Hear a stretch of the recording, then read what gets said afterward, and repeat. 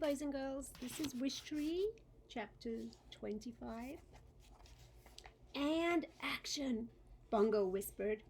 Little Flash waddled out to the middle of the lawn. He lay down on his side and curled up. He closed his eyes. He drew back his lips, revealing tiny, needle-sharp teeth. Perfect, Bongo said. Try foaming at the mouth, dear, Hairy Spiders called. Down the street, we could see Stephen approaching. Luckily, Samar was just a few yards behind him. Flash leapt up. How am I doing, Ma? Wonderfully, my baby, said Hairy Spiders. Mommy's so proud of her little bitty opossum. Be dead, Bongo cried. Oh, yeah, Flash shrugged. I kind of forgot, Aunt Bongo. I'm not your aunt, Bongo said. I'm not even a member of your species. Well, that doesn't really matter, I chided. Be dead, Bongo cried again. Flash hiccuped. Oh my, said Hairy Spiders. He does that when he's nervous. How come I can't be dead, Mom? Asked Rose Petal. Newbies, quiet, Bongo commanded. Flash, stop hiccuping, dude. Here they come, I whispered. Stephen and Samar. The hiccups got louder. Here's little Flash, pretending he's dead. Flashlight, Bongo said. Now! Don't call him that, his mother cried. Flashlight froze. He stopped hiccuping. Foam dripped from his mouth. His half-open eyes were glazed and unseeing. The works, Bongo whispered. Brilliant!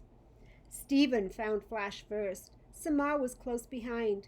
What should we do? Stephen asked. Success, I thought. They were actually talking to each other. Don't touch it, said Samar. It might be rabid, or it could be playing dead. I read that opossums will do that. I'll go get my mom. Maybe she can call someone. Sounds good, said Samar.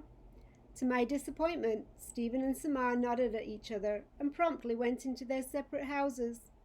And once again, that was that. All that work for just a few moments of conversation. How exactly did people make friends? How hard could it be? I reminded myself Stephen and Samar had spoken to each other, and that was a good first step, wasn't it? Flash, Bongo called. Time to go back to your den, buddy, before they come back. Flash remained frozen in a little opossum ball. Flash, I called. Flash, baby, Hairy Spiders yelled. Oh my, said Big U. I don't think your baby's acting. My baby, my precious Flash, cried Hairy Spiders, and Flash's brothers and sisters began to wail. You really should have used one of my U's, Big U said. Flash, stop being dead, Bongo yelled. She hopped over to Flash and gently poked him with her beak. How dare you peck my son, Hairy Spiders yelled. Flash, I'll save you, baby. Hairy Spiders dashed out of her hollow, scrambled down the trunk, and promptly fainted. Oh, great, said Bongo. Just fantastic. Like mother, like son. What now, wise old tree? You grab Flash, I instructed. Fresh baked bread and Big U. Can you rescue Hairy Spiders? Pull her over to Fresh's den under the porch. Hairy Spiders called my children boisterous, Big U said. Big U said my children stink, Fresh Baked Bread said. Over 2 centuries of life, and I'd hardly ever raise my voice. This was one of those times. This was one of those times. Now, I commanded, just as the door to Stephen's house opened. You'd be surprised how fast raccoons and skunks can be when they're motivated. Chapter 26. Stephen and his mother eventually gave up trying to find the mysterious baby opossum. Samar watched them from her living room window, but she didn't venture out. After about an hour, Hairy Spiders and Flashlight woke up and returned on wobbly legs to their den. And that was that. Again. Don't worry, I told Bongo. 3rd time's a charm. What's that supposed to mean? It's just something people say. Charm? Bongo sneered. Did you know that's what people call a bunch of hummingbirds? No, actually. Hummingbirds, which, let's face it, are pretty much just overdressed flies, but a bunch of us crows together, guess what we get to be called? What? A murder. A murder of crows. Can you believe it? A bunch of trees and you're a grove. A bunch of raccoons, a gaze. Bongo flapped her wings. But crows, we're a murder. Are you quite finished? I asked. Sorry, I'm worried about you, and I get grumpy when I'm worried. Bongo plucked out a piece of new grass and tossed it aside. I have one more plan to get Samar and Stephen talking, I said. How about a plan to get you not turned into a picnic table? I can't control everything in life, Bongo, I said gently. And if I could, what fun would that be? But this little thing, this wish of Samar's, I can make it happen. I hesitated. At least, I think I can. I don't understand why this matters so much to you. She reminds me of a little girl I knew a long time ago.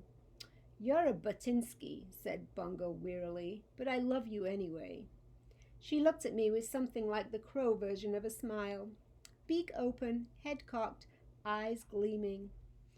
So what's plan number 3? Chapter 27. Once night had fallen, I sent Bongo on her next mission. All you have to do is untie Samar's wish, I instructed. Oh, she said. Is that all? Bongo flew to the low branch where Samar had tied her pink dotted fabric scrap. She yanked on it with her beak several times. Easier said than done, she reported. You're a crow. Use a tool.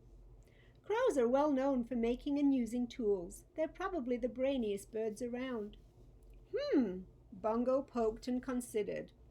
I have a paperclip in my collection. I'll give that a shot. It'll never work, Agnes predicted from her nest. I think owls are secretly a bit jealous of crows. One by one, heads poked out of my hollows, as well as the skunk den under the porch, to watch Bongo at work. What's Bongo doing, Ma? Asked one of the ewes. It's called tool use, said Big Ewe. No big deal. Folks, if you can't say something helpful, I said, please don't say anything at all. Bongo returned with a small piece of twisted metal.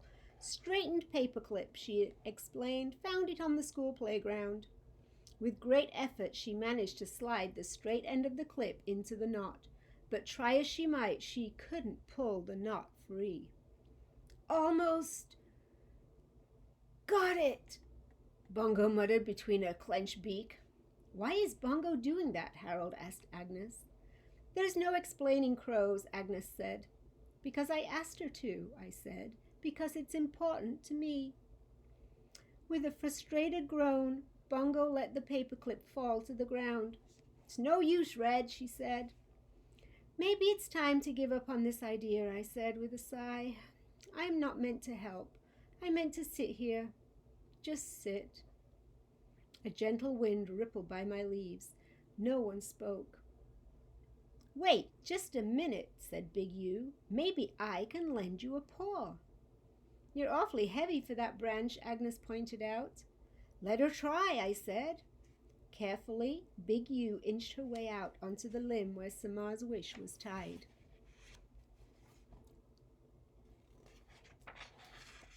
She was indeed heavy, and my branch bowed under her weight, but I held firm. She toyed with the knot using both front paws. Before long, she'd pulled the strip free. Ta-da! She cried, clutching the fabric in her right paw.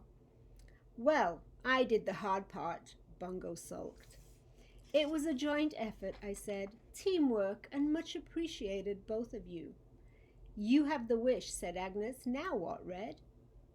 Now we wait until Samar comes to visit, I said. And then Bongo works her magic.